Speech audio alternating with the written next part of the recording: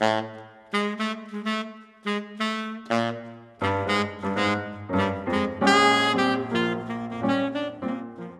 it's so nice to meet you. We were chatting beforehand about some of our mutual connections, and I'm so glad in my recent interview with Jaleel Shaw, how he just dropped your name. I'm like, Sam, I got to contact him. I'm so glad you're here. Oh man, it's such an honor. So thanks for asking me. Oh, for sure, for Yeah. sure.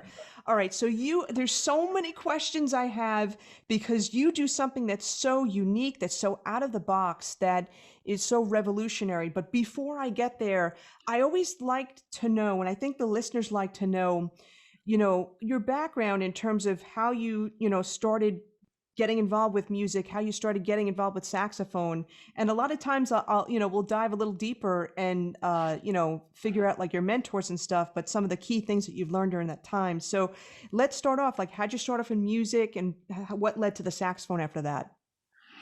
Well, where I grew up in two places. The first was in Salisbury, Maryland, which is on the eastern shore of Maryland, and for some reason, and maybe it was just what was happening during the '70s, but music was an integral part of the public school system education. So it wasn't something that was, only for performing arts school. Every school had instruments, and so when you were in the third grade, I think you learned the recorder, and then when you got into the fourth grade, you could decide between a string instrument or a band instrument, and then you could just sort of, you know, take it from there. So that was my introduction, and I think initially I wanted to play the trumpet, but I have an older brother and he played the trumpet and he was always accusing me of trying to copy him. So I could just hear his voice. Oh man, why are you always trying to copy me? Won't you do your own thing? So I just sort of I was gonna go for the trumpet, and I was like, I actually like the saxophone too. So I chose the saxophone, and a lot of times people ask me I chose the saxophone, and it's usually because this. I always say because the saxophone was pretty ubiquitous during the '70s. Because you had it not only in fusion music, you heard it in all of the bands. Like a lot of the R&B bands. Even some rock. We had it in jazz. You saw it on television. It's like you watched the Tonight Shows, like saxophone players taking great solos. Merv Griffin. I mean, it was everywhere. So it was only natural, I think, that I was drawn to it because it seemed like everywhere I turned, I would see or hear a saxophone. You know what's interesting? I'm going to take a left turn here. I know exactly what you're talking about, and saxophone. I grew up playing trumpet, so so I get you. And what was so cool growing up during those times is when you saw a saxophone or a trumpet or a horn section, it wasn't unusual. Yeah. It wasn't unusual, and I think is in kind of like the '90s. I'm going to say with popular music, popular radio, where they started to they did start getting more electronic in the '80s. I totally get that, but there were Yeah. still some artists that were putting out music where there was sax solo features, some really great stuff.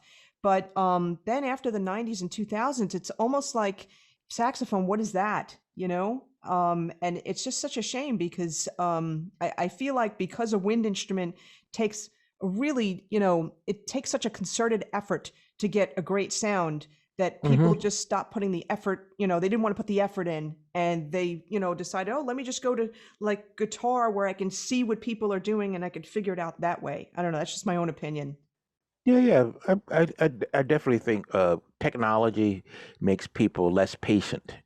So it's like if it's a choice between having to spend several hours or several days or several years to hone something versus being able to press a button. Most young people would opt for the button option. Especially now with our attention spans being like what do they say now, less than 9 seconds? Was it 7 seconds down to 7 seconds now? Yeah, well, yeah, I think I've heard that we have the attention span of a goldfish, Yes. Oh, which I think it's something like that, 6 or 7 seconds. We've evolved. All right. Well, now I'm going to go back. And it's interesting when you mentioned, growing up, very similar to my situation where third grade was recorder, fourth grade. It was actually band instruments for us. We didn't, there was the string instrument program was not very good. In fifth grade, I think they started to have something like that at the time.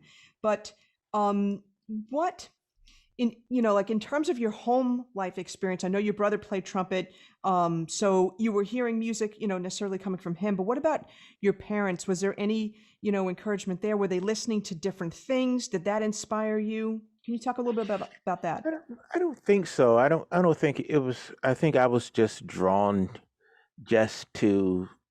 I like the look of the horn of the instrument, and I like the sound. So it was really just my own desire to learn how to play it. I didn't really have anything in my environment that was, I think, inspiring me or pushing me in that direction. I mean, if anything, I think my environment was probably the antithesis of the arts, and maybe even creativity to us, at least in the artistic sense. I mean, we were creative in how we played together. We didn't have the certainly the convenience, if you want to call it convenience. I guess it's convenience of video games. So we actually had to go outside and play and make up games and pick up things and pretend you know a board and maybe hammer something on it and pretend it's a gun or whatever. I remember we used to go outside and grab sticks, I guess branches from the trees, and then we would have some wire or some string, and then we would make our own bow and arrows, Oh, and cool. just sort of practice, playing cowboys and Indians. I mean, it was just, hide and go seek. So we had to, I think my imagination was certainly nurtured, just from my daily living.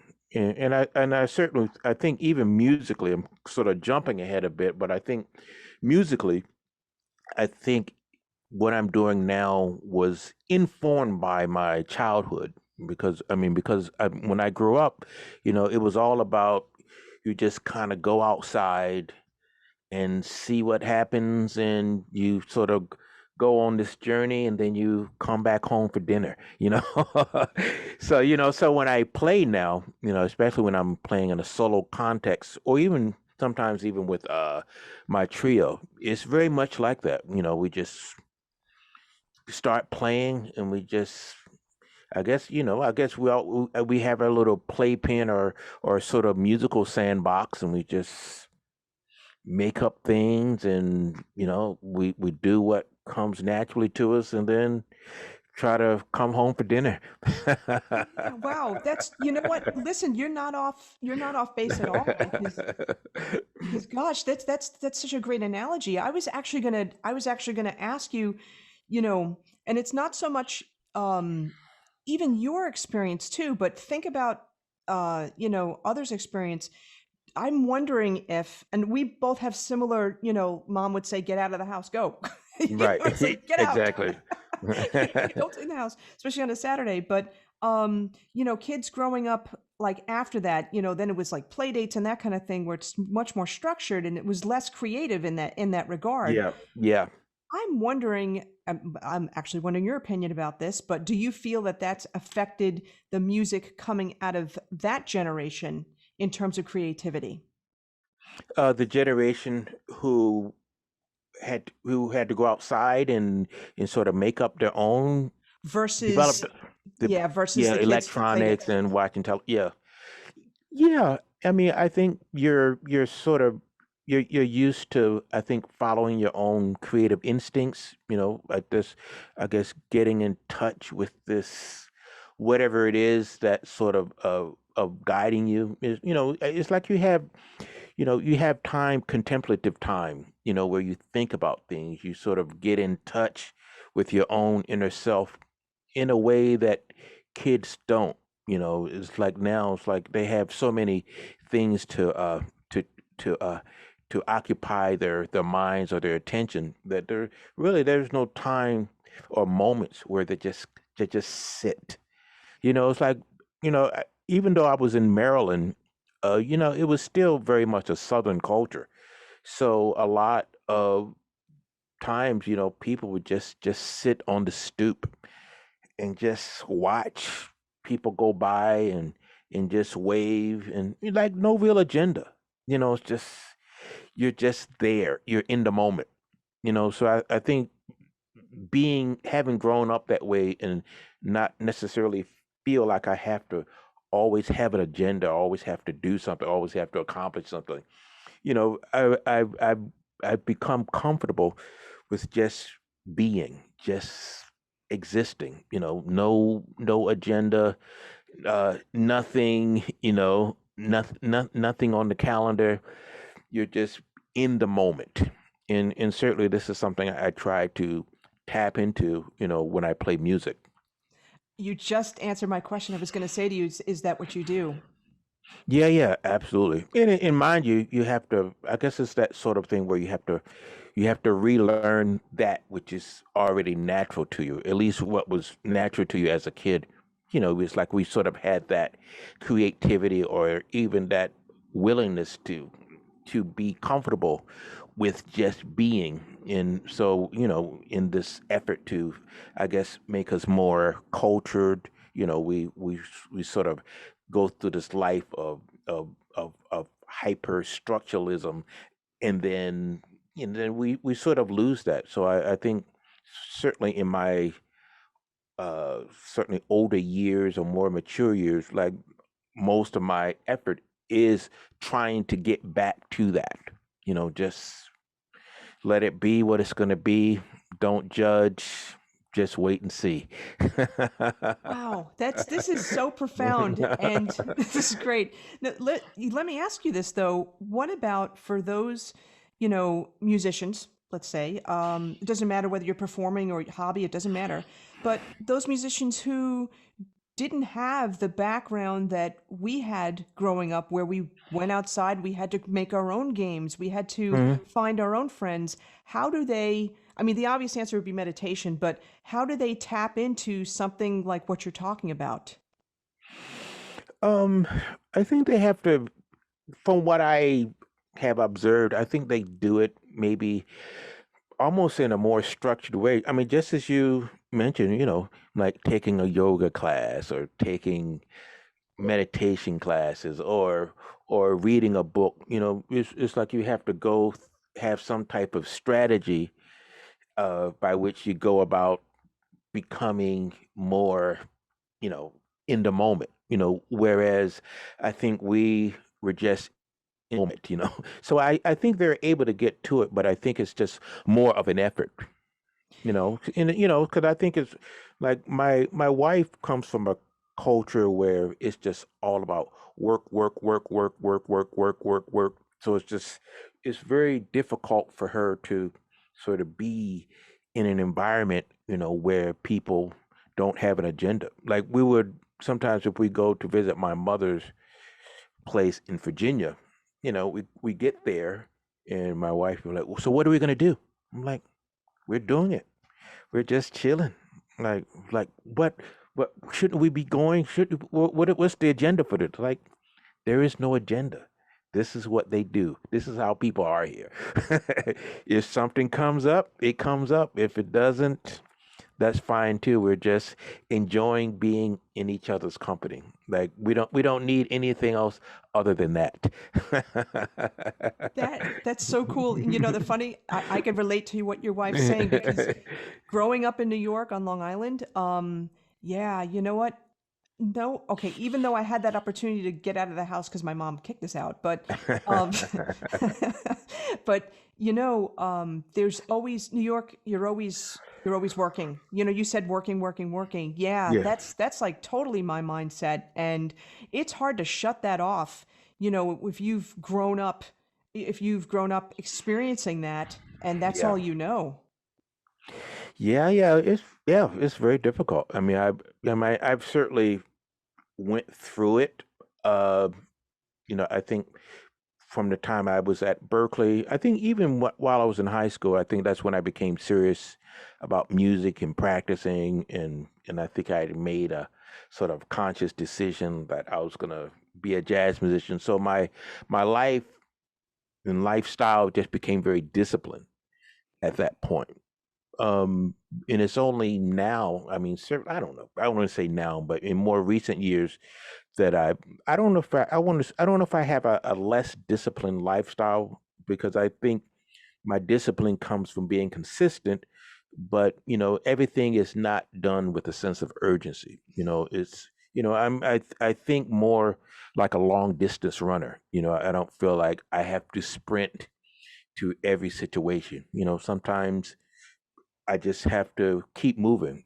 I think as long as you have your focus and you keep moving in that direction, you just have to have faith that eventually you get there. So it's not this sense of, oh, if I don't have it by tomorrow, it's never going to happen, or I don't know what's going to happen. Sometimes you just have to travel the journey, and just try to enjoy that moment. And then if you get there, you get there. If you don't, hopefully you will have discovered other things that maybe were equally profound, or equally as rewarding. Wow, this is great. This is practically cathartic. Actually, it's, I'm not kidding. No, this is such great insight, and I'm wondering. You mentioned high school, right? So I was going to go back and explore a little deeper. Growing up playing the saxophone, like you played in elementary school, you played in. Or for me, it was junior high. It could have been middle school for you. I'm not sure, but when did you? When was that point when you're playing and you said, you know what, I think I want to pursue this? And like, who were your mentors at that point? Who were you listening to? That kind of thing. Yeah, I think the the moment in which I knew that I was going to be a musician, or at least I knew that my relationship with music had changed, was when I was in, I want to say, maybe it was in the seventh grade or eighth grade. I remember I took up and took a I took an improvised solo at our, or I think it was like our winter concert. I think I was the only one brave enough to actually take an improvised solo. Everyone else felt like, oh man, I need to be able to read, when I'm going to play, or if they did solo, it was they played a solo that was written out. So the teacher always, featured me because I was the only one who would actually get up and solo. So I remember I played, and I just remember it was almost like an out of body experience. Mind you, I was very shy during this time, and it was that point of feeling liberated, that point of just being so uninhibited, and just that connection that I not only had with my instrument and with the musicians that I was playing with, but the connection that I had with the audience. It was like magical. It was like nothing I'd ever experienced before. I still remember to this day. I mean, I was on a high for like 3 days. It's just like I just couldn't. It was like a drug. It's like I just couldn't get over this feeling, this overwhelming feeling that I had. So at that moment, I didn't know for sure that I was going to be a professional musician, but as I said earlier, I knew that my relationship with music had forever changed.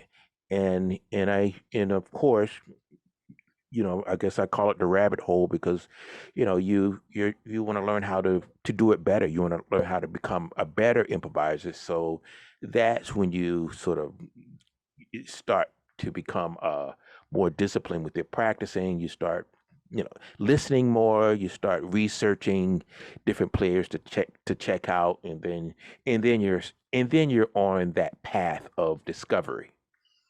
For sure, for sure. And was that solo on alto sax? Were you still on alto? Oh, good question. It was actually on tenor sax.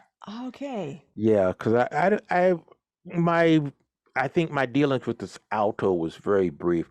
And I think only because the alto that I had it was a pretty horrible instrument, so it's just hard. It was difficult to play. I think had I been one of those musicians, whose father or grandparent had like a Mark Six in the attic. You've come across those people. Oh, my grandfather had this Mark Six, so I wasn't one of those folks. But so it was like this really crappy. I think it was like worse than a Bundy, and it's like a really horrible mouthpiece. So I think the equipment that I had was so hard to play that I think the tenor it was just I had a much easier time just producing sound, and also a lot of the solos in those like arrangements are written or given to the tenor player. So it was like the instrument to play. For sure, absolutely. So now let me ask you this then. So you've got on that high from playing that solo, and things were looking great. It's like, oh, starting my improvisation journey. Who were some of the people that, if you could remember, that you were researching, that you were listening to at the time? Interesting. I was always a big fan of radio. So I'm trying to remember the name of the station. Um, but I remember they played jazz every evening from, I think from 9 to 11. So I used to always, like it would be like if someone was watching a movie or a television show, the radio, it's 9 o'clock. So I go into my room and just, turn on the radio and just listen. And then I think at one point I acquired a real book. And so, the DJ was like, oh, this month we're going to listen to Sonny Rollins play his rendition of Olio. And you get out the real book. Okay. Then you just kind of follow along, with the try to follow along with the song. So that became sort of part of my routine doing that type of stuff. And then eventually, like you would hear people on the radio, it's like, oh, Sonny Rollins, let me go down to the store and see, what I can find of him.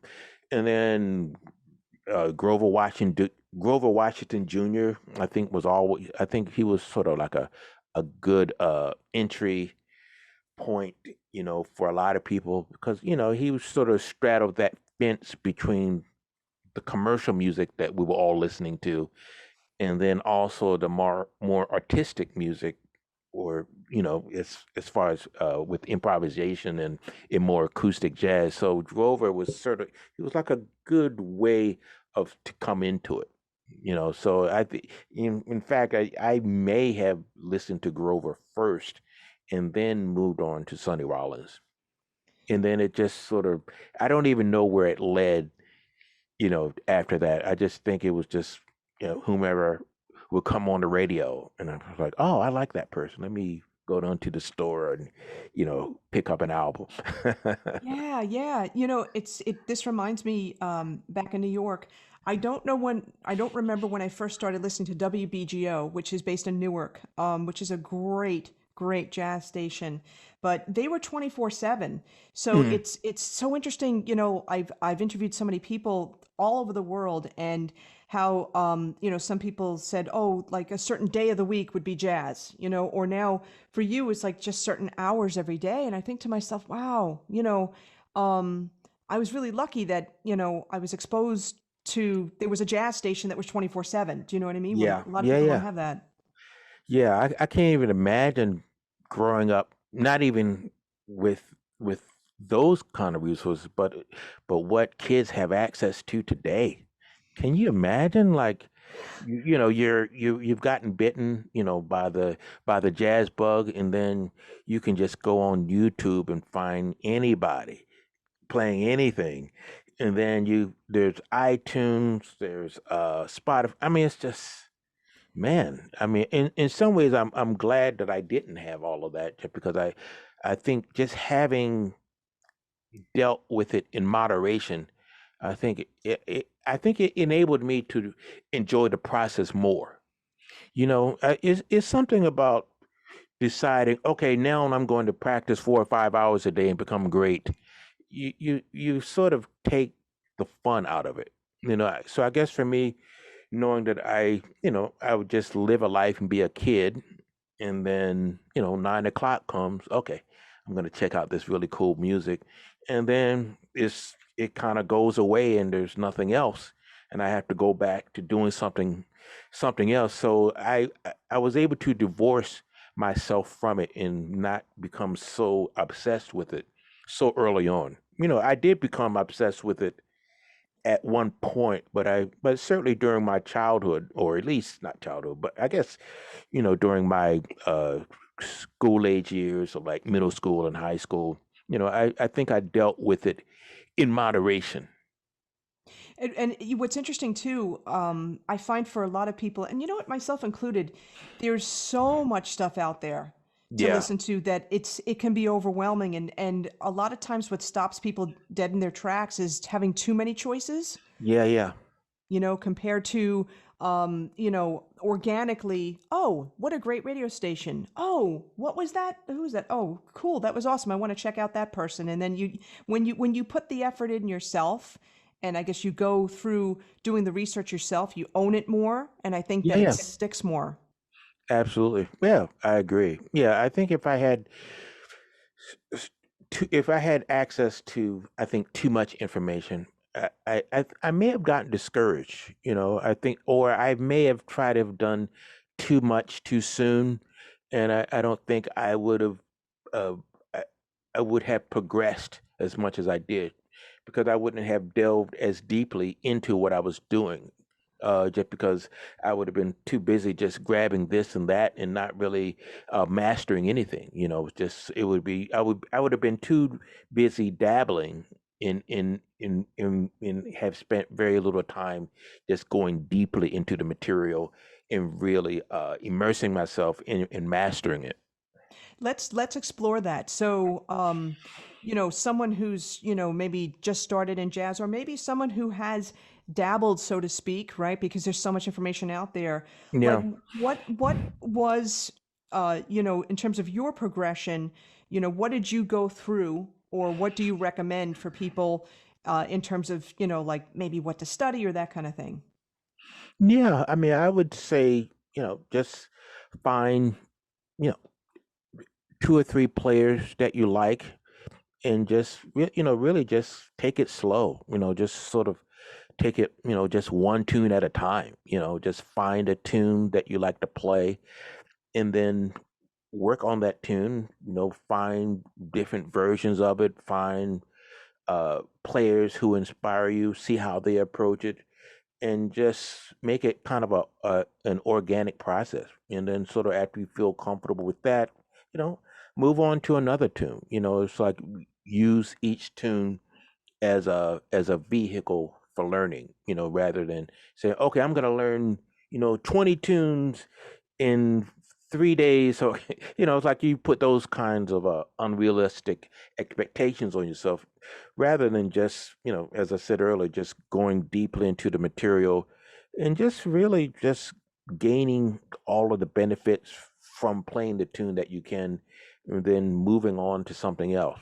So I guess a more succinct way of saying it is just, be more patient, with whatever you're working on. Everything does not have to be dealt with a sense of urgency. Because I mean, you have, you know, many years to get this stuff together.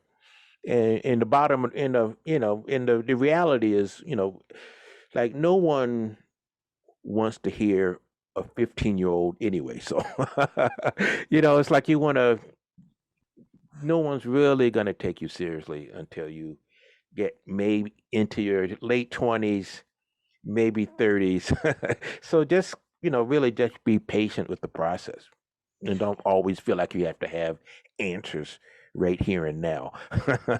Well, yeah, listen, that's great, but let Mhm. me ask you this question though. There's a lot of people, a lot of listeners who are in their 60s and have just started playing an instrument. Always wanted to play, and they're taking up an instrument now, and they're just Hmm. getting into a jazz.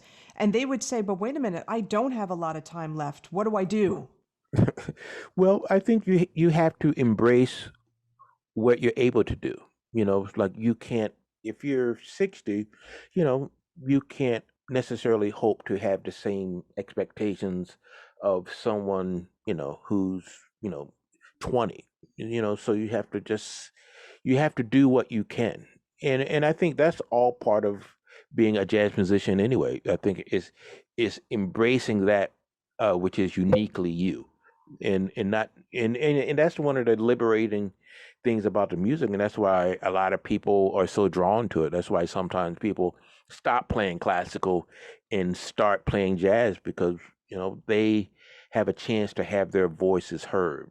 They get to be themselves. They don't have to be uh, uh fit into a template, some type of musical template.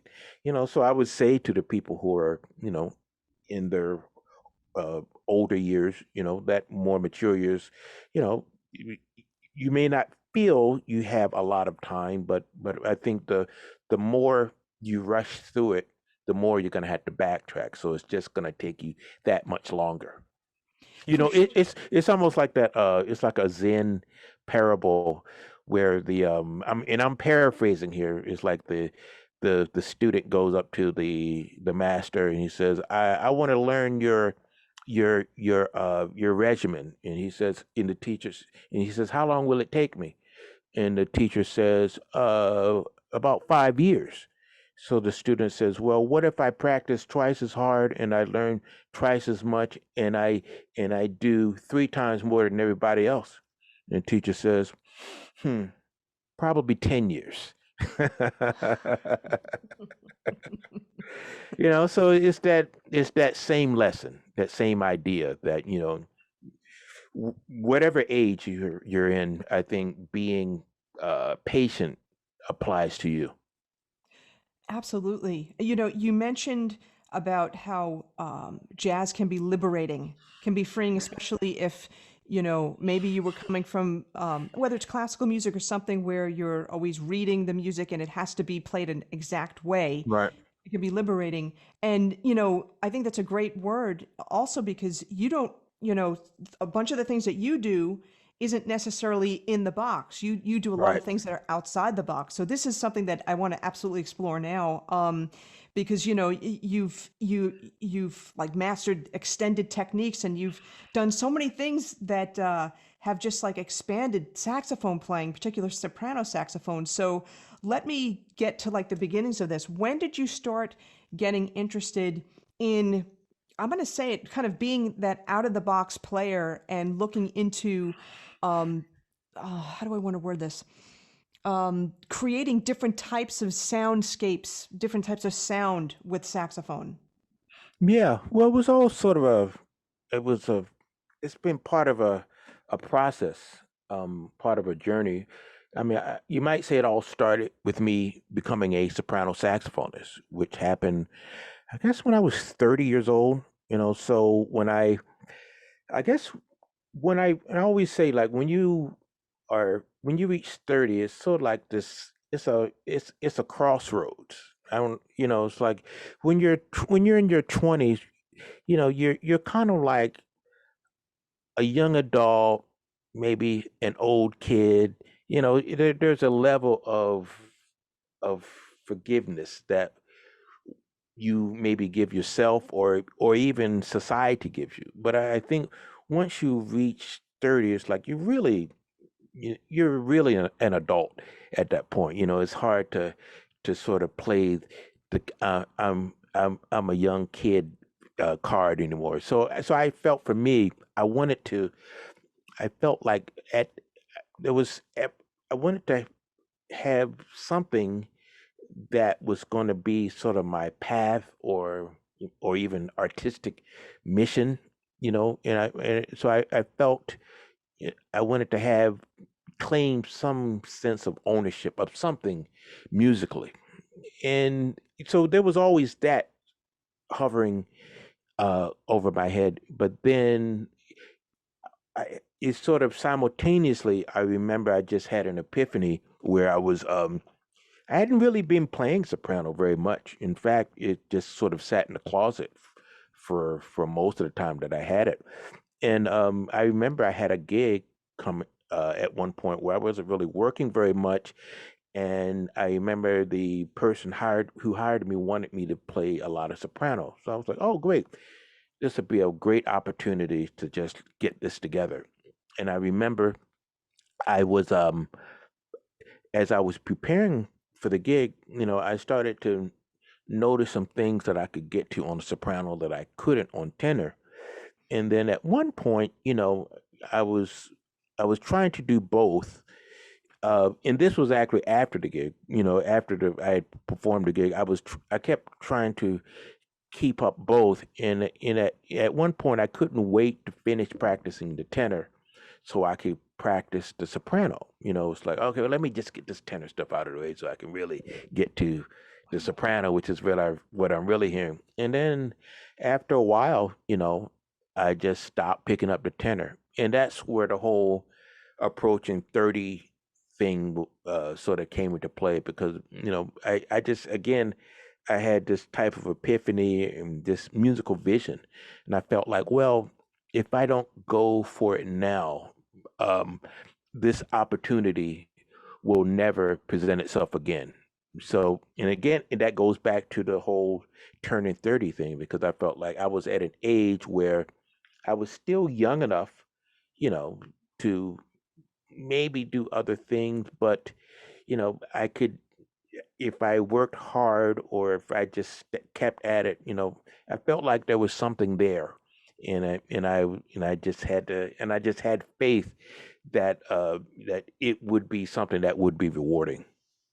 Was there anybody in particular that you were listening to at the time that, like, what really, what or who got you into the soprano? Was it sounds you were hearing in your head? And if so, like, who were Yeah, you listening to? yeah. That's probably the most fascinating thing about me playing the soprano is that I was always inspired by my own sound and by my own relationship with the instrument. It's very different from sometimes how we come into it, where you hear stories like, "Oh, I heard, you know, Coltrane playing on a Miles record," and I say, "Oh, I want to play that." It wasn't that. It was merely my relationship with the instrument that I was drawn to. I wasn't really inspired by anyone's playing, at least not to the point where that person made me want to pursue this path. It was purely just me being able to express something in a certain way on the instrument. That was what drew me to it. And in terms of that relationship, do you feel that it's the type of tonal quality that you can get from that compared to a tenor?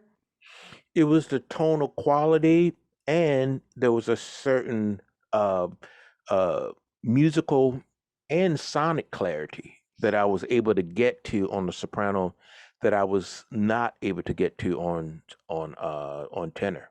When I was playing the tenor, like I was one of those people who was always changing mouthpieces, always changing reeds, always changing ligatures.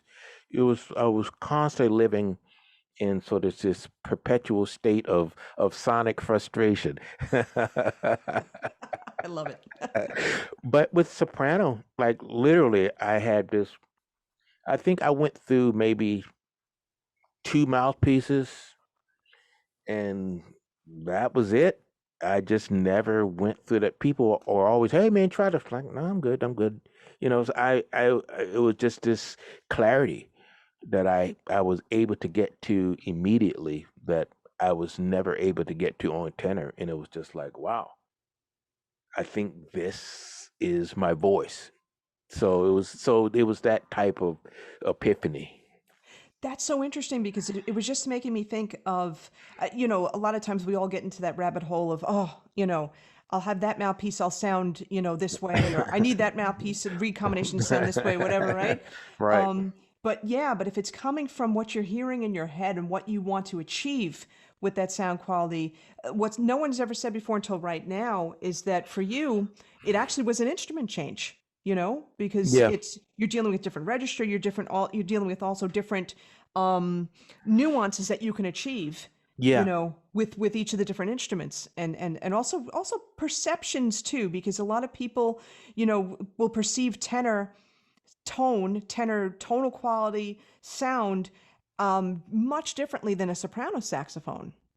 Yeah, yeah, absolutely. And I think if I have any criticism sometimes of people who double on soprano, a lot of times I feel like they're not really dealing with the soprano, as its own sonic entity. It's always an extension of their other instruments. So there's like, you're playing your alto ideas, in a higher register. You're playing your tenor saxophone ideas, up an octave, rather than really getting into the fine nuances of the instrument.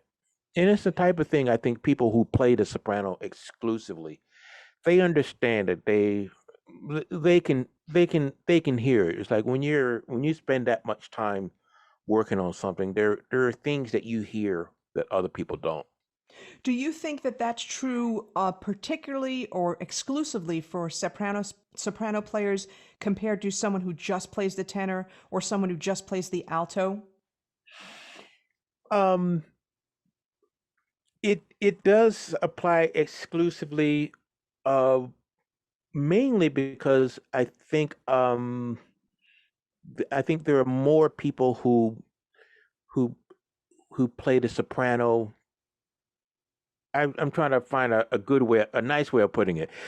I think there are more people who do the soprano, maybe a type of sonic injustice, than I think than you would find on alto or tenor. And I think it has to do also with the register too. So it's a much more difficult instrument to play in tune. So like all of the fine nuances that go into to creating a great sound, is not something that people always have the patience, to be able to hone.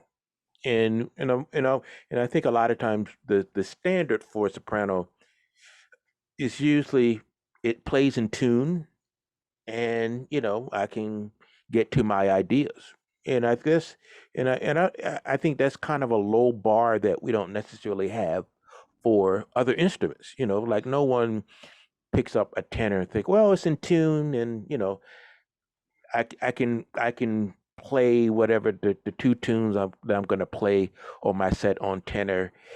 I can get through it and not have it be cringy. you know, I think sometimes with soprano, like that's the bar. It's like it's in tune, and I can get through the gig. It's rarely, you know, this is a voice. This is a different form of expression. It's never really going that deep into I think the tonal possibilities, even the artistic possibilities that one can arrive at playing it. So I think that happens less on soprano than with other instruments. Now, let me ask you this: Do you approach practicing soprano differently than you would have on tenor? Like, in other words, there's a lot of misconceptions, right? And you just hit upon a few, misconceptions about playing the soprano saxophone.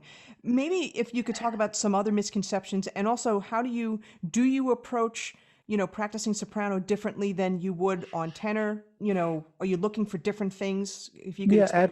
yeah, absolutely. I think when I played the tenor, I mean, it was my my goal with practicing was, for the most part, playing my ideas uh for to gain more speed and to gain more accuracy. Like that was sort of what I was that was the goal when I sat down to practice. It was like, okay, let me get these things under my fingers so I can play them, when it's time to take a solo, so I can become a better improviser.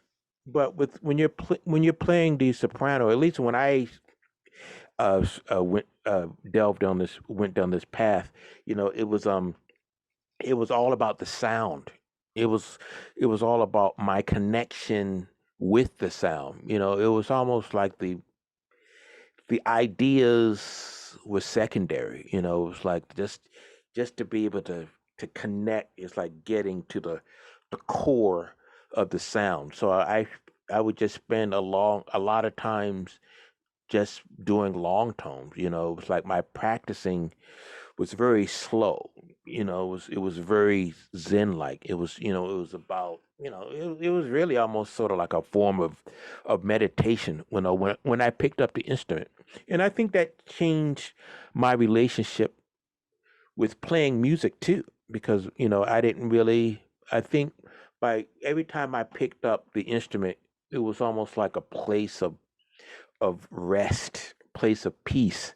Imagine every time you pick up your instrument, you're blowing these long tones and the sound is resonating. You're sending a different message to your brain versus when you pick it up and it's like and not to knock that. I mean, I still do that too, but there's a certain angst, there's a certain anxiety, I think, that can be associated with constantly doing that. It's something about just picking it up and having no other agenda other than connecting with the sound. And sort of this became my way of practicing. It was kind of weird because I came from that culture of, everything through the keys, trying to, play at breakneck tempos, and that's was where I was coming from. So when I was all of a sudden I'm in this sort of world where I'm just playing like a low B flat. It felt weird in the beginning because I that wasn't practicing as I had grown to know it, as I had come to know it. Now this was something else. It's like my relationship with just with music, my relationship with the instrument had changed, and then that also opened up other possibilities as far as the kinds of people that I would check out and the kinds of music, and then my playing just sort of became, I think, very cross cultural, very world music like, for lack of a better term, and less traditional jazz centered. There's my head's going to explode now because there's so many things I want to say. So first, a mini recap, because from the very beginning we talked about, you know, the culture that you grew up in versus your wife's, right? And Yeah, yeah. how, right? And so, just that aspect of being patient, being, appreciating where you are and Hmm. not always being in a rush. It Yeah. totally is what you just said right now. That's the first thing. And this also reminds me of Kenny Werner. I'm looking at my book collection and I can't find the book off the top of my head, but I remember one part in that Kenny Werner book. Oh gosh, the title escapes me. But anyway, where he'd go to a keyboard, I have a piano right here, and just play one note, Mm. and just play one note. And how can I make that F sound the best that it possibly can? That one note. And just focusing on that one note. And exactly what you just said right now, like totally reminded me of when I saw that in his videos and when I read his book. Yeah, yeah. I mean, that's a part of just sort of surrendering to the moment. It's like, Effortless mastery. Yeah, that was yeah, it. yeah. I know it. I know it Yeah. well. Yeah. Well, I could tell because what you're talking about is the epitome of that, for sure. And this leads also into, your love for different like sound qualities and stuff like that. When did you start exploring? I'm gonna say extended techniques, but Yeah, yeah. also, adding like tube extensions, adding different things to the instrument. Like my favorite are the brass mutes, but what led to that? um, I think it it it it stems from just staying the path. staying the path, staying on the path of being a soprano player. So if I don't have any other instruments to fall back on, as far as like some, I mean, certainly if I'm only playing soprano, you know, I'm I certainly recognize that I have my limitations. So instead of, when I got frustrated with my limitations, instead of saying, okay, I'm just going to play a different instrument, I started looking for ways to just expand my sound palette, almost really finding other instruments within the instrument. So that became one of the things I was working on before I actually started to prepare the instrument. It's like, trying to think, like, for example, I don't even, I'm just sort of speaking off, playing off the cuff here, but like, for example, if, like, one of the things I remember I started doing was just finding um almost s- s- different ways to make the instrument sound maybe not like a saxophone. So I started, like, exploring, like, how can I make this sound maybe like a flute. So then I started exploring, like, the upper register, like,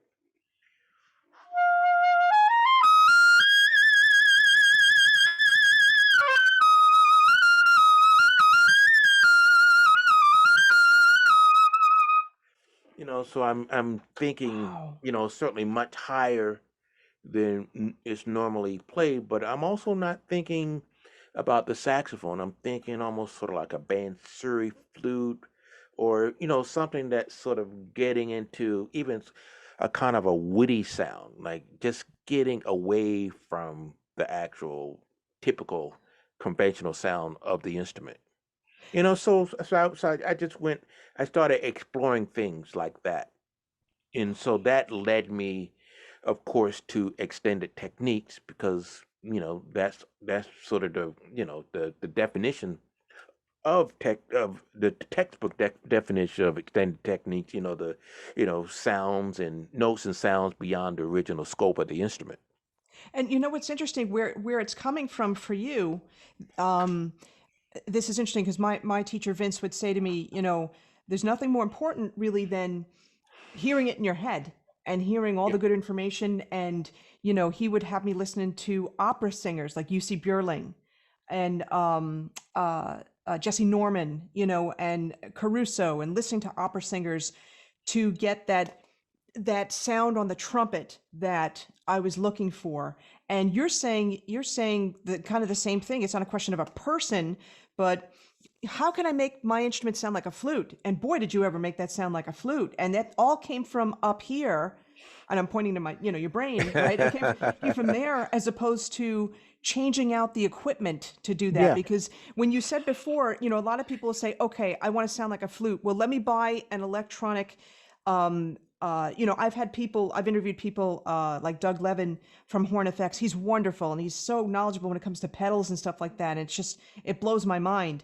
But a lot of people are more thinking along the lines of, how can I electronically get that different sound, where you're approaching it acoustically, Yeah, yeah, from yeah. like the tonal, the people that have the pedals are probably hearing the sounds in their head. So of course they have the tonal imagination, but they're just pursuing a different path that's just going electronically, where you're going acoustically. Yeah, yeah, yeah. That's exactly it. That's really cool. That's not, that takes patience. You said Yeah. that word a number of times.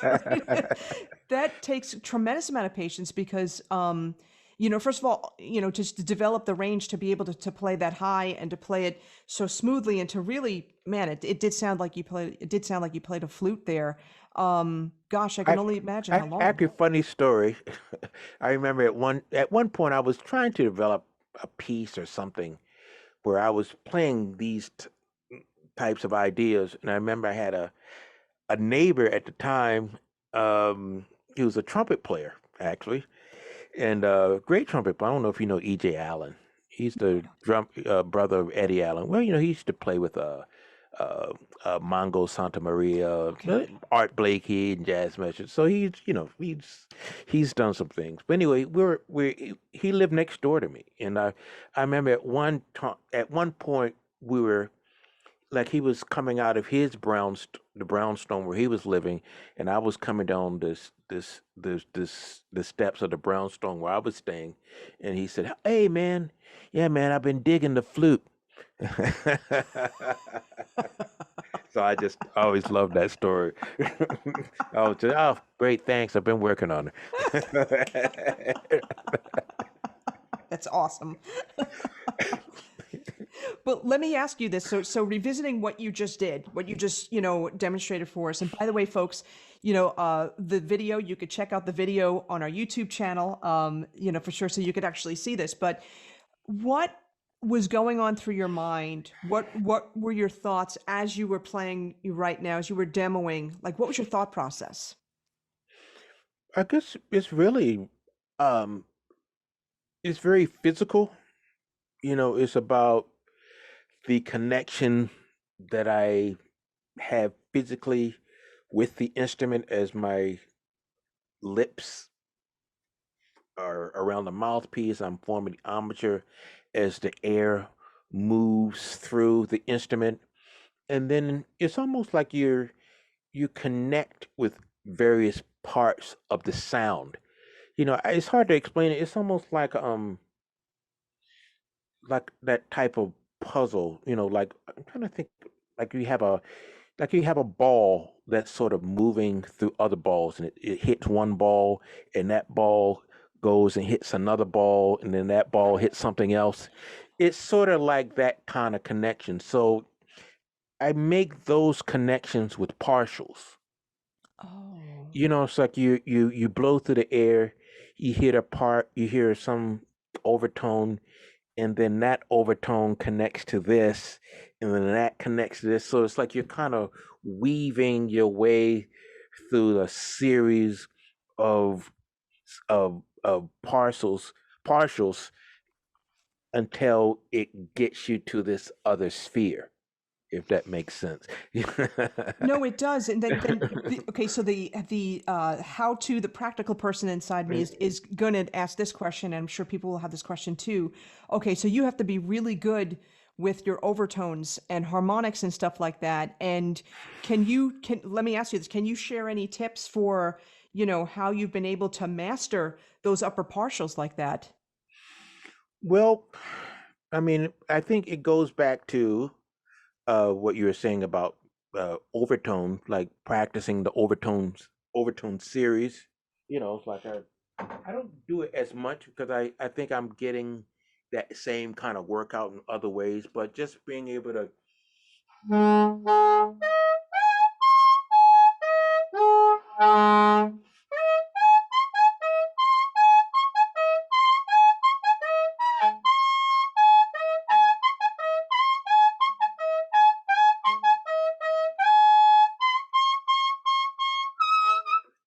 just Yeah. like really uh, being able to get inside of the sound. And the great thing about overtones is that it's almost like playing a brass instrument, whereas it's not about just blowing through the instrument and pressing down the keys. Like you can't do that and be a brass player. That's right. That's right. It's like you have to hear it. There's tonal imagination.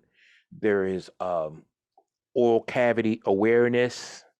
There is certainly the embouchure awareness. There's all of this. It's a heightened sense of awareness that you have when you produce the sound in maybe in a way that you don't always have when you play the saxophone. I found like when I played this tenor, some of that certainly uh, played a played a role, but for the most part, I could just sort of blow through the instrument and kind of move my fingers. But with the soprano, you kind of have to have a a sonic centered approach to the instrument versus being more idea centered. So I mean, and I define that as being, to me, when you are idea centered, sound is sound is the purpose of sound is to help you to implement your idea, to help you to bring an idea to fruition. But when it's sonic centered, you know, like the sound is the point of destination. It's like you produce the sound and your ideas evolve from the sound versus the sound being a means uh, uh, to which you bring your ideas to fruition. Okay, this is definitely so profound, and I have so many questions that are going to stem from this. Let me do a practical question. When it comes, actually, there's going to be two parts to this. When it comes to overtones, a lot of times some of those partials are horribly out of tune, especially the Yeah, higher you yeah. go. They're Hmm. sharp, they're incredibly sharp. Yeah, yeah. Absolutely. So, how do you approach that? And number two, and this is a big question, but a lot of people want to know I guess the answer to this. When you're playing soprano compared to the tenor, you know, differences in embouchure. Yeah. Is it a lot firmer or is it not a lot firmer? Is it something else you're doing? That kind of thing. Um, it's certainly a much firmer embouchure. It's at least in the beginning, and it was. I didn't feel like I had a lot of muscle flexibility as far as the firmness of the embouchure on the mouthpiece. I felt like it had to just always be like really tight and firm. It's only in recent years that I have a much more relaxed approach to the instrument where I think I'm able to get more warmth from it, more air, just more of a relaxed sound. Before it was just always certainly very edgy.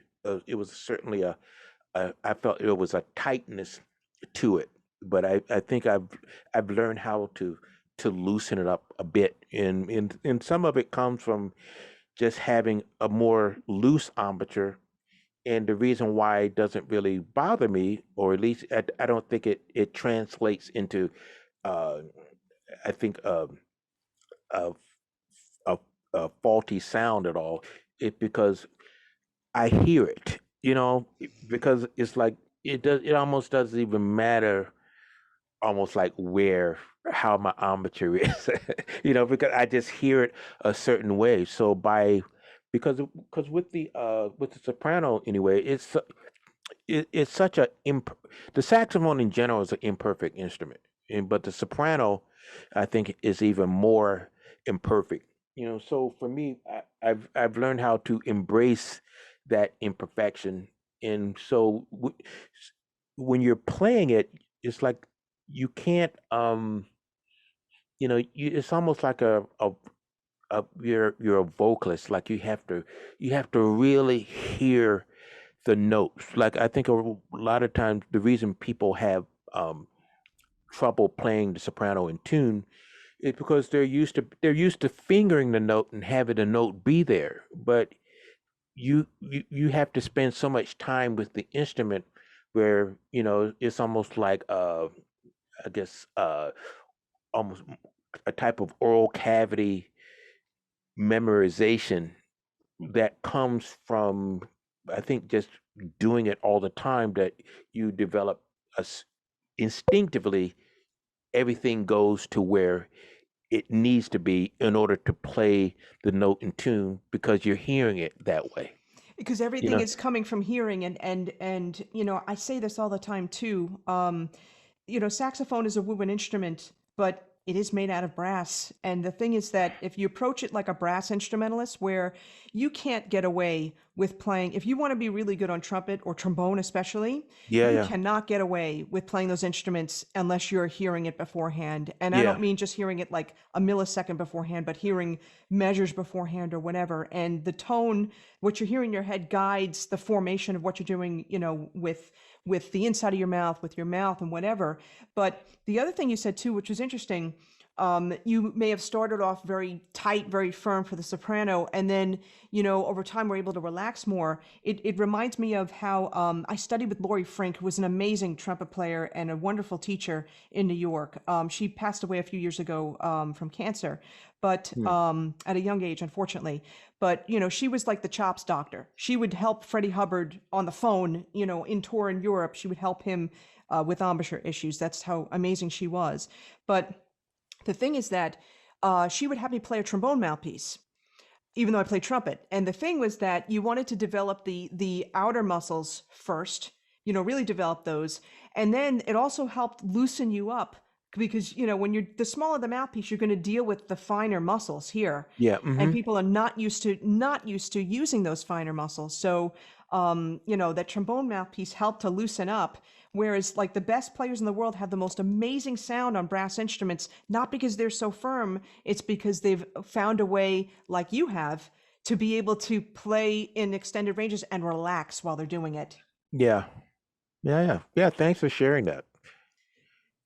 Yeah, you're like the epitome of that, which is really great. And thank you for sharing that actually, because it just a lot of people tend to ask me, oh, you play trumpet and saxophone, so how, they couldn't be any more different. And I say, no, that's not true.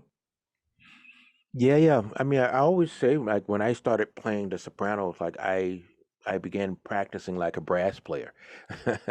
Like I would just pick it up and do my long tones. I would do my overtones. I was like, man, I sound like a brass player. Yes. And that's exactly right. And speaking of the overtones, are you finding, or have you found, or whatever, I mentioned before how they could be horribly out of tune.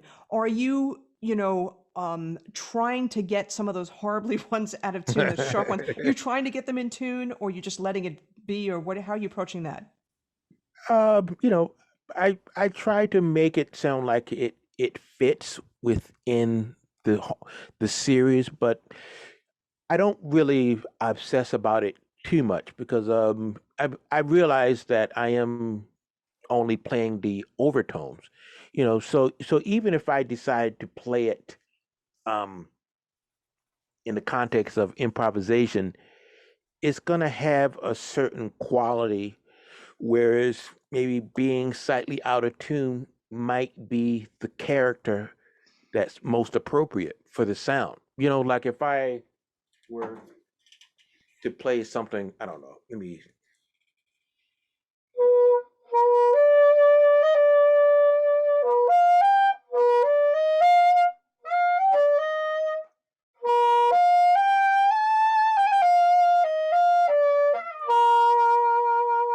I was trying to, let me see.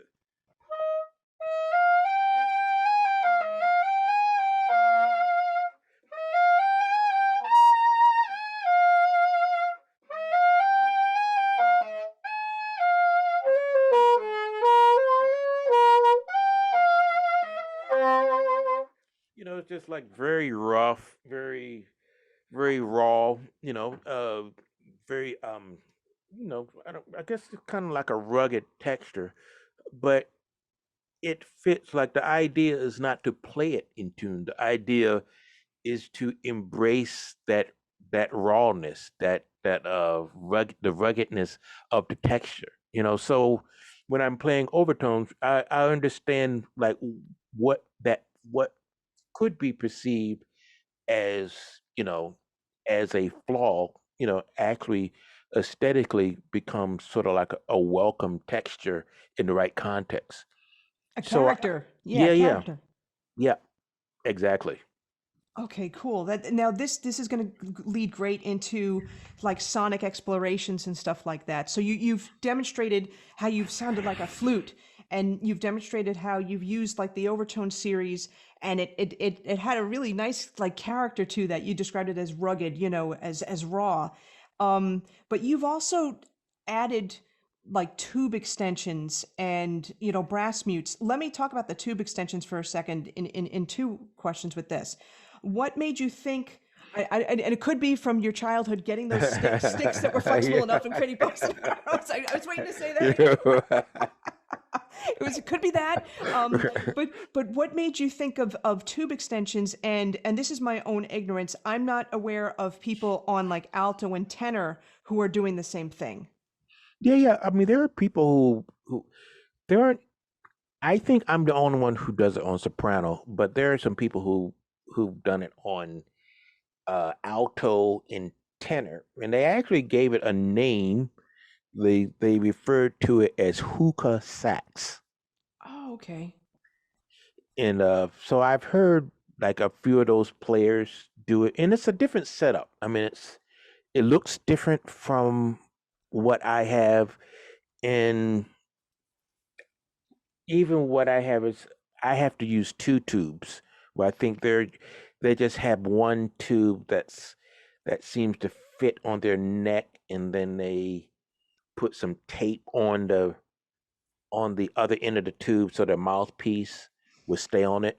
So it's a little bit of a different contraction contraption, but with what I have, it's a little more I don't know, I want to say structured, but I did get the idea from seeing actually alto and tenor players do it, but then I had to find my own way of making it work on the soprano.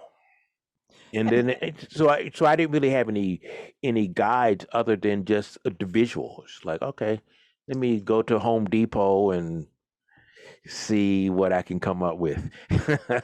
okay, because I was going to ask you exactly this. How did you, how did you come up with this, and how? Because this is so out of like it's way beyond my pay grade, so I can't even figure this out for myself. But like how did you? I'm sure you're gonna say like experimentation, that kind of thing. But this like changes how you're gonna sound and everything. Yeah, This is like total uncharted territory. So what could you grasp after in terms of do you know what I mean in terms of sound? yeah, I guess I just didn't even really know where it was gonna go. Yeah. You know, I sort of I I I brought it home. I put it together, and then I was like, oh, I got a sound out. And then so I just kept experimenting with it, and I realized that it had its limitations. So I said, well, let me just deal with the limitations, just sort of instead of trying to play the 12 tones of equal temperament, just deal with whatever tones are available to me and have my improvisation be informed from the limitations rather than trying to make it something that it's not designed to be. For example, if I so this is sort of take you in. So this is two different tubes. So this is one. I should have. I don't know the diameters, but this is I guess this is the larger tube that fits onto the neck Okay. or the cork, and then I found another smaller one that fits into this tube, and then I put a cork. I had my repairman put a cork here so that the mouthpiece can be more firmly planted. And so then I just sort of place it, like this. And then, Oh, I see. So that one tube is going on to, for those listening on the podcast, so one tube is attaching to the other via the cork, the first cork, which you're putting cork grease on that, I'm sure, right? Or do you not need to? I don't need to, it just Oh, fits shocking. perfectly. It's like one Oh, of those wow. things like it was meant to be. Hey, okay, Yeah, cool. I was amazed at how it worked. I was like, wow, it was almost like it was just meant to be. It's almost like this was made for the soprano chord, the soprano neck. Yeah, because in looking at that, so he has one tube extension with cork on it, and then the other tube is attaching to that first cork, and then you have more cork on the tube that where you're going to attach the mouthpiece, where the mouthpiece is attached. My first question is that must be really hard to balance because it's putting the instrument farther away. Yeah. Yeah, so that makes it that's like a whole other thing for people to think about too. Yeah, yeah. I can't. Mm. Again, it's almost like I'm not playing a soprano. I'm playing whatever this is at that moment. So Yeah. I think. Hold on. I think my light turned off. Okay. Yeah. So it's like I'm whatever this is. Like I'm just dealing with it. Sort of as its own entity. And then, I mentioned about just dealing with the limitations, like Okay.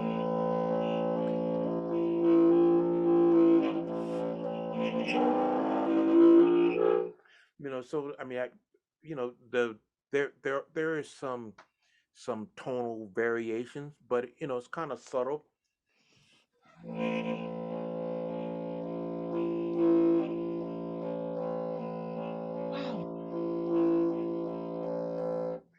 So it doesn't fit into the 12 tones of equal temperament. It's not something that could be found on the piano.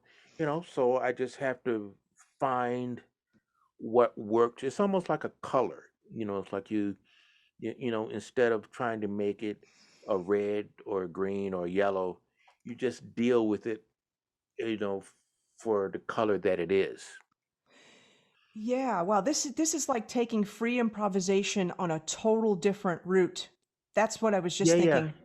yeah, yeah. And so I guess when I first started um, experimenting with it, I would try to find, especially for the lower ones, like try to find even sort of like uh, bassy notes or just kind of play like grooves. Let me see something. Let me push this in. Let me see. Okay.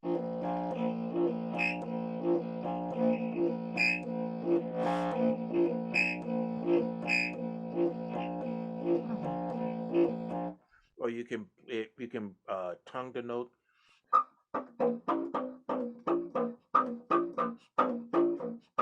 Wow.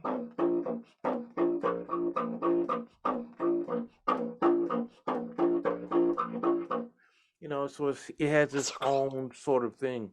And then you can also get into something that's a little more sonic, textural. And so I found like by circular breathing and just really you're just sort of fingers letting the fingers flow and just let the partials go wherever they want to go. And it's a very non-linear way of improvising because it's not based on a scale. It's not any really based on any particular pattern. It's almost like you're just kind of throwing things into a type of blender and just sort of seeing what comes of it. So you just kind of. Wow.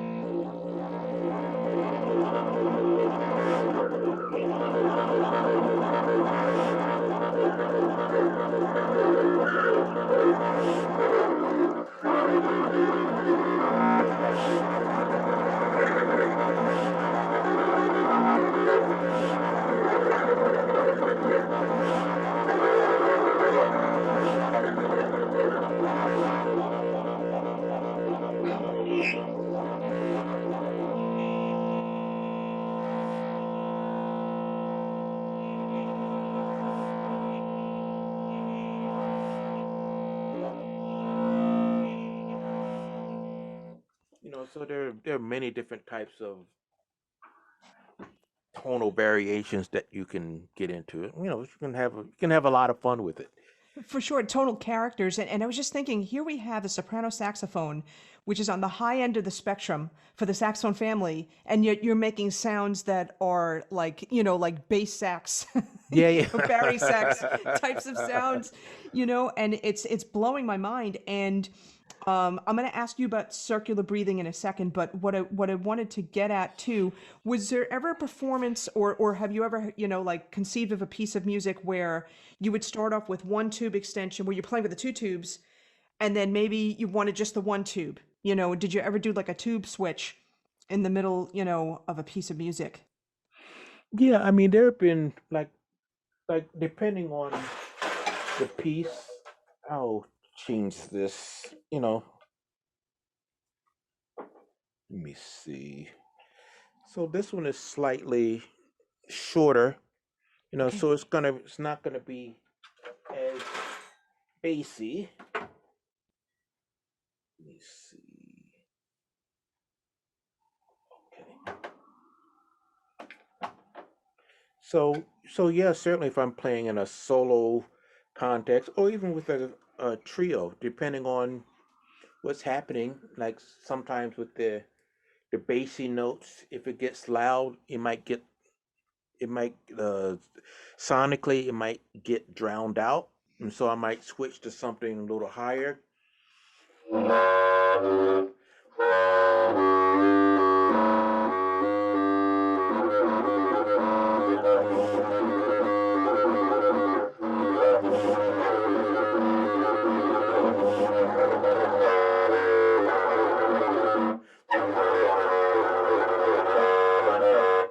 And sometimes even with this, it cuts a little more, and you Yeah. can, depending on what I'm doing, I haven't done this in a while, but like you can come up with some nice grooves.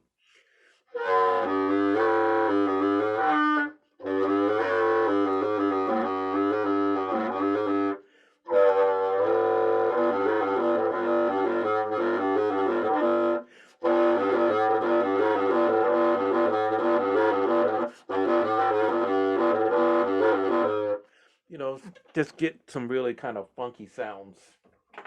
So yeah, Cool. so depending on what's happening in the group, I mean, I could very easily go from something lower to something higher, and I even have some other ones that's even shorter that really cuts.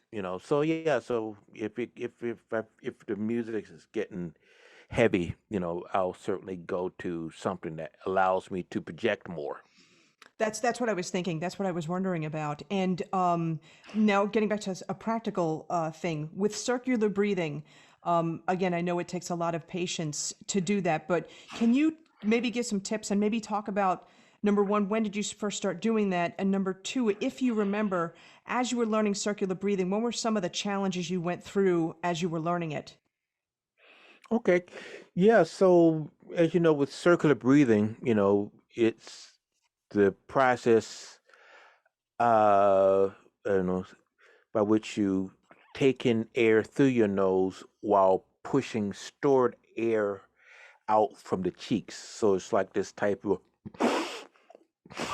like if you had like as you push the air out by pressing your cheeks, you breathe air in. So it's very difficult to uh so that is sort of how the circular motion is created. But then in order to keep a steady flow, you have to have resistance. So it's always suggested that you start off using a straw and you just blow into some water, like a straw in a glass of water, because that will create a certain amount of resistance, and you can just practice keeping a steady flow of air, by having the resistance, by blowing through the straw and taking in air through your nose.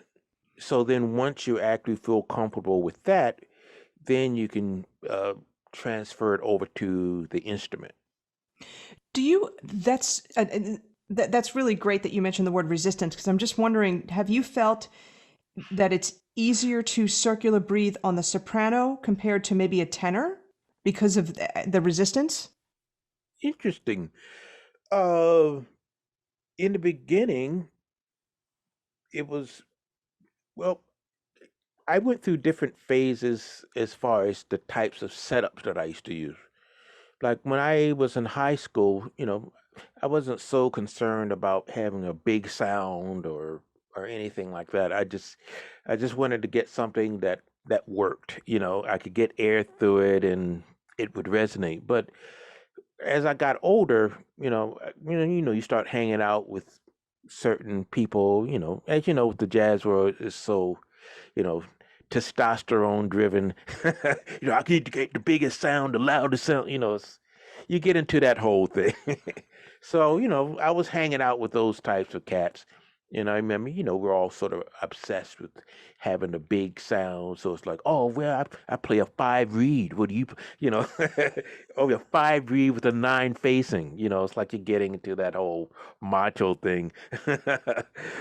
you know, so I, so I remember when I was playing, like sometimes with like a 4 reed and a big mouthpiece, all of my effort went into just producing the sound, but I really didn't have anything left over to even deal with any type of fine nuances, that go into creating a nice sound. So I couldn't really circular breathe. Like I think once I got into college and even in my early 20s when I was playing on these much bigger setups. But when I started playing the soprano, I still I couldn't circular breathe still because my embouchure was so tight. Like there was no wiggle room, for the looseness that you would need to be able to circular breathe. So it was only after I started to become more comfortable with the instrument and just became to relax the embouchure more, then I found circular breathing to be a lot easier. But now I'm sure I can circular breathe much easier now on soprano than I ever was able to on tenor when I was in high school. And I think part of it is attributed to the fact that the the longer I play the soprano, the more I come down in my setup, which is very bizarre. I guess it's not bizarre, but I think what I've discovered is that the more I play it, the the the more I found I don't need the largest setup. What I need mainly is for the reed to vibrate. Like it's almost like that's all I need. I don't need it to I don't need to outmatch a trumpet player. I don't need it to sound down the street. I just need it to vibrate and just to feel comfortable. And I found I didn't need hard reeds. It's like it seemed like a no-brainer. It's like, oh, softer reeds vibrate more. So it's just sort of so then for me, once the sound was vibrating, it just became um a matter of just manipulating it. It's like the way I see it, you can you're much freer to shape soft clay than you are clay that's really hard. So that's kind of how I was dealing with the soprano sound as I started to develop it, and that made it more conducive to even circular breathing, as well as playing multiphonics and even playing in the altissimo register. Okay, so there's a lot of things that I want to unpack with that. But the first question that I know people are going to ask is, what is your setup now? But also, you said come down in setup. What was your setup at that time?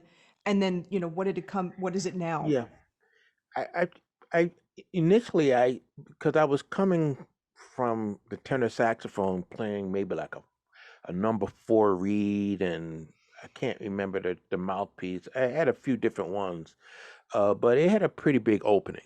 So, I needed to. I was playing something on soprano that was probably comparable. I think someone had given me a Van Doren that was, I don't remember the size, but it was pretty open. And I think I had like a number 4 reed on that. And so it was pretty loud too, I remember. So again, but with that, I was just really, all I could really do was just sort of put air through the instrument and really just try to control it somehow. But it just, I felt like I was working much more than I needed to in order to achieve a much purer soprano sound, because I felt like my sound was louder maybe when I first started, but it didn't sound like it didn't sound as much like a soprano as people that I would hear that played it all the time. So I found like as I came down in setup, in reed size, and even in mouthpiece size, the sound just became purer. It became more organic. It had a lot of subtleties in it when I had a soft setup that I didn't have when I played something much larger. And this is like kind of a mini recap too, because everything's all about sound, right? Yeah. It's all about sound, and it's almost like, and I'm going to ask you for specifics in a second, but it's almost like your sound now, your setup now is more in quote unquote in tune with what the Hmm. soprano sax needs. Exactly. Yep. Well put. Yeah, it's like it's not like what I need. It's what the instrument needs. Yes, yes. So speaking of that, then like what brand instrument, brand mouthpiece, reed, all that kind of thing that you use? Yeah, well, I play RW Winds, Roberto's Winds horn. Okay. I guess when I first started, I was playing the Yamaha, the YS 62. So I played that for years until it actually broke. Oh. Weird story. I was doing a gig and it was actually the Polish consulate. It was like this drummer from Poland had a gig there, and we had to go through like security, and it was actually in New York, and I remember my case had all types of uh, zippers on it. It was like one of those cases where you have like several layers of zippers, So I remember the guy checking the horn. He zipped it up, and then I think I thought I zipped it, but it was like one of those things where it wasn't quite closed. Oh. So I just remember I just picked up the case, and the horn just, Oh no. toppled out onto the floor. And what was weird, it wasn't even a big fall. I mean, my horn has fallen before. It was like I thought at the worst case scenario, I was like, I probably won't be able to get my lower register out. Like that's sort of what I was thinking. And then I looked at it, I was like, oh my God. It was like this big hole, like Oh. right here, like the neck had cracked. Oh. Wow. Yeah. Yes. So yeah, the neck cracked. And then it was just like, That's oh weird that it would crack and not just dent. yeah, it just cracked. It Oh was it wow. wasn't even just a crack, it was like a hole. Oh.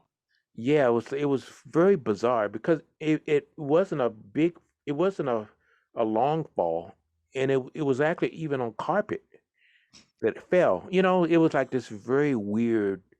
It was like it hit at just that point at which it needed to hit in order to crack.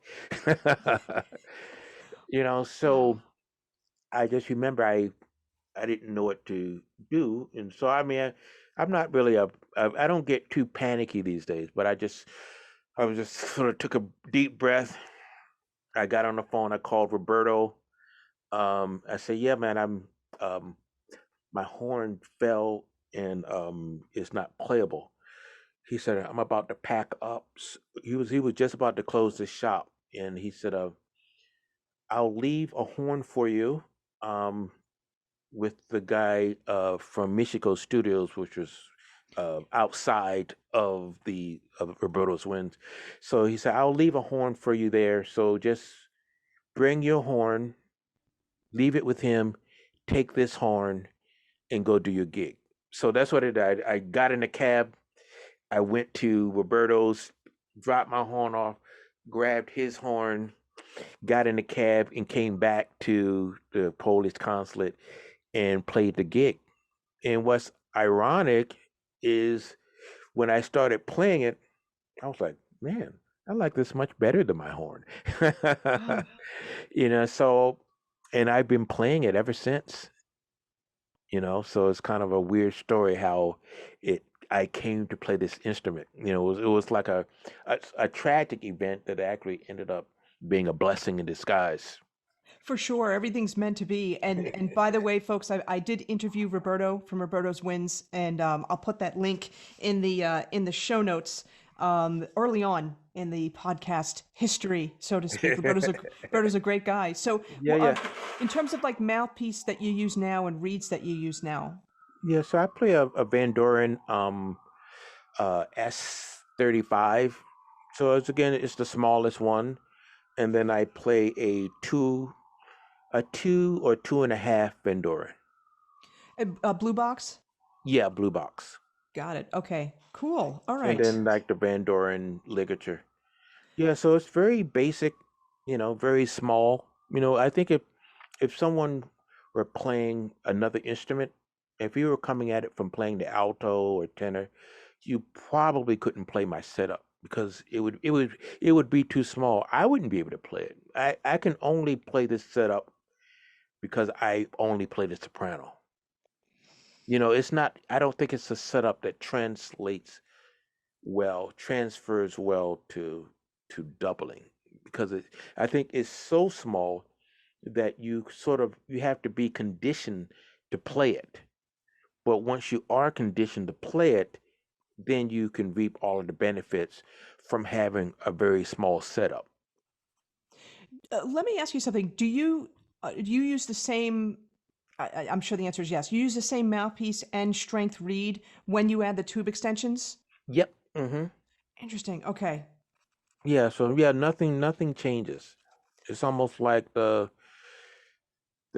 mouthpiece is just to me is the mouthpiece reed and ligatures. It's really just no more than just a place where the wind passes through. It's not this whole thing where I'm attached and it's just like It's a conduit. yeah, exactly.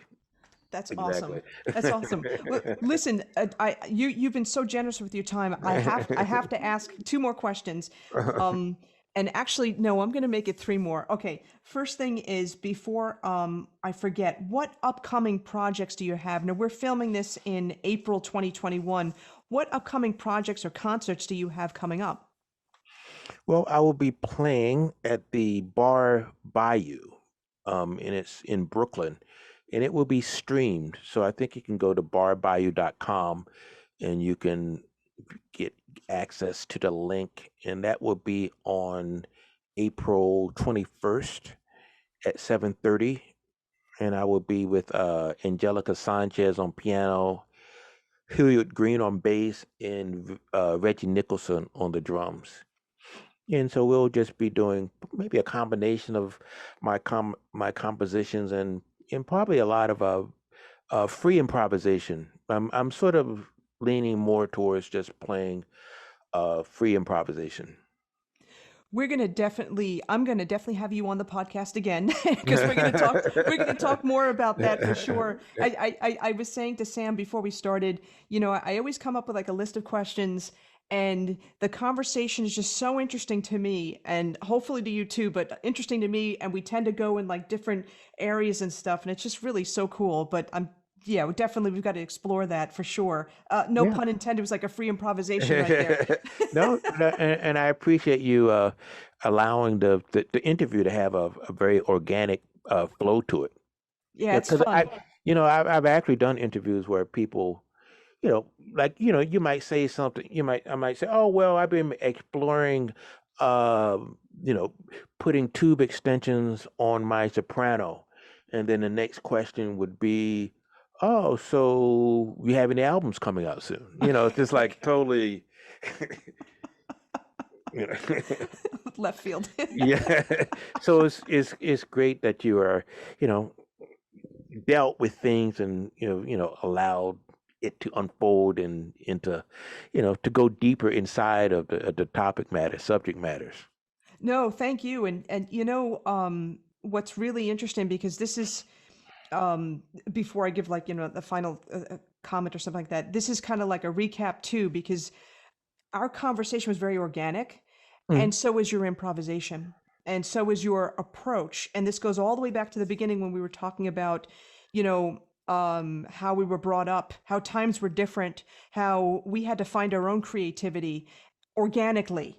It wasn't given to us. Yeah. It wasn't, I hate to say it, unfortunately, kids are like really roped into video games. It's like, they're being indoctrinated into that's the way things need to be, as opposed to go outside, make your own friends, find your own creativity. And here, that's why I love doing this podcast. I meet such great people, but, just allowing,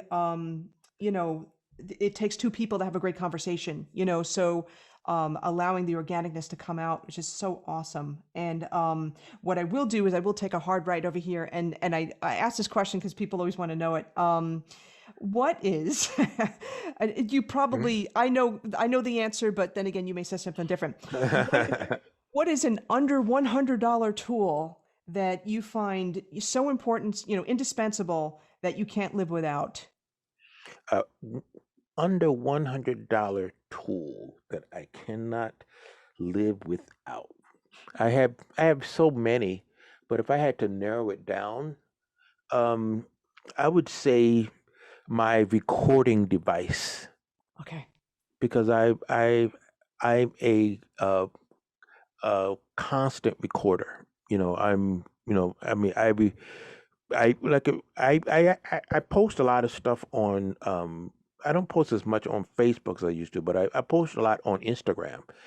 And so what I usually do is, like, I'm usually practicing, and then and I always I usually record myself practicing, because just to be able to have an objective view of what I'm doing, because how you perceive yourself as sounding, or just how things are working when you're sort of in the moment, is very different sometimes from how it actually is. So when I record myself, I get a chance to just to listen back to it. And I think the way, and this is more of a more recent revelation, like when I it's only recent that I've really discovered that in order to really become a good improviser, you know, you really have to delve into sort of the fine nuances of improvising. So, it's not like, I see a set of chord changes and then I just always play great. It's You're constantly having to go back and just rework it. It's like, oh, this phrase doesn't quite work. I mean, maybe I need to do this with my articulation. Maybe I need to do that, or maybe I need to blow differently. Maybe when I get play these types of changes, I need to do this type of thing. It's this there are a lot of just fine nuances to sort of that you sort of put together to that could create sort of a great sound, or whatever, a great musical vision. Because when you listen to the older cats, a lot of times their their playing is not as varied sometimes as the younger cats. What you see is sort of, in some ways, a very singular way of playing, but it's almost like it's been nurtured and tweaked to the point where it's just perfect. It's like, I mean, if you put on Thelonious Monk's records, like, it's not like, oh wow, I've never heard that before. Oh man, he's playing so many different things from this record that I've never heard, on the other record. I mean, it's all the same stuff, but you never get tired of it because it's him. And he's he's nurtured it, and he's fine tuned it to the point where it's almost this sort of picture perfect thing. But that type of thing doesn't happen without you delving deeply into the nuances of what you're doing. It's like we're sort of taught, like, I practice this lick, and then I practice that lick, I practice 10 more licks, and then I'm burning. But it's much more deeper than that. It's like the phrasing, the air. I mean, it's there's so many variables. So I guess by recording yourself, you can sort of listen back on how to just fine tune your concept, how to fine tune your approach to improvisation. And what's interesting about that too, and this is another analogy, another theme throughout this, approaching saxophone as a brass player. Hmm. And what I was taught by my teacher Vince was you should be recording yourself regularly, Hmm. because what you're here, the horn is here, the bell, the horn is out here, and um, you really can't hear what you sound like because the bell is away from you. You know what I'm Yeah. saying? So you need that recorder, that impartial, Yeah. objective jury to really know what's going on. And but the other thing too that I want to unwrap for that as well is that, from okay, so when you're first starting out, you're learning licks, you're getting more comfortable with the chords, with the changes, all that kind of thing.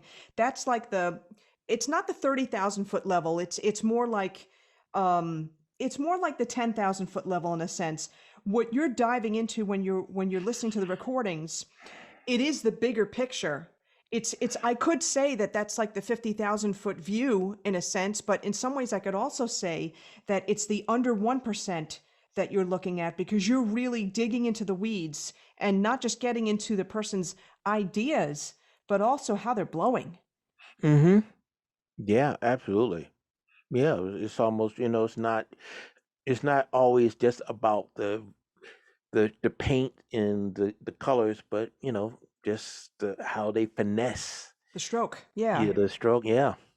Wow, this is so awesome. Well, listen, before we go, your links. So your website link, your Instagram, Twitter if you're on that, Facebook. Can you let us know what those are? And I'll put a link in the show notes when we're put this out. Yeah. I wish I could, I don't remember what I think my website is somenewmusic.com. Play on Sam Newsome. Oh, and okay, then got it. and then I have my blog, soprano sax talk.blogspot.com. And then I think Sam Newsome for uh Twitter, and then Instagram is Newsome 1958, something like that. But I can't remember exactly. And then Facebook, I think, is Sam Newsome. Okay, great. And what we'll do, when we're done, definitely please send me, a picture and a bio and all that kind of stuff, and we'll put this in the show notes for sure. Listen, Sam, this was an epic, epic, epic episode. This was so good, so much to unpack, and I think the listeners are going to get so much out of this. Thank you for being so generous with your time. Oh, thank you. I have to say this is probably the most fun interview I've ever done. So thank you. Thank you so Woohoo! much. No, That's really, awesome. I say that sincerely. Thank you.